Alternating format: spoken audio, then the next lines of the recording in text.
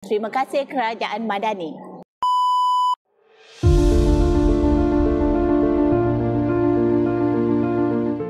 Difahamkan kami berpeluang menerima rebate RM40 bila penstrukturan ini berlaku. Saya suka dengan pengumuman ini sebab penstrukturan tarif membuka ruang kepada pengguna untuk membuka pilihan yang lebih bijak dalam penggunaan tenaga. Saya sebab kerajaan dah bagi subsidi, mungkin tak membebankan pada rakyat semualah.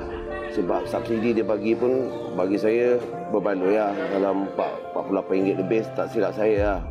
Mungkin ini satu langkah-langkah kerajaan Madani masa ini untuk menolong mengurangkan beban rakyat Malaysia.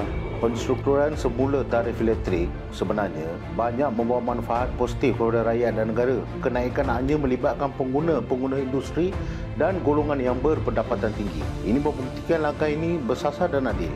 Ia menggalakkan rakyat untuk lebih berjimat tenaga dan mengurangkan pembaziran. Ini sejajar dengan usaha ke arah gaya hidup yang mempan. Tambahan pula, hasil penjibatan subsidi boleh digunakan untuk memperkukuh sektor penting seperti pendidikan, kesihatan dan infrastruktur.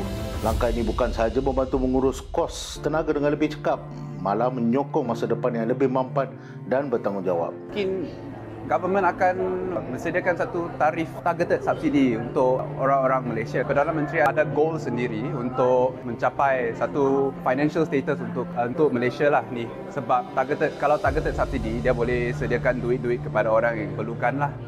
Dia boleh target orang yang macam B40 untuk targeted audience lah, bukan untuk semua orang yang perlu lah. As long as Perdana Menteri make sure to ikut semua manifesto semua tu dan make sure everything bersih, everything clean, bersih and dapat negara yang maju lah. Itu yang harapan saya lah.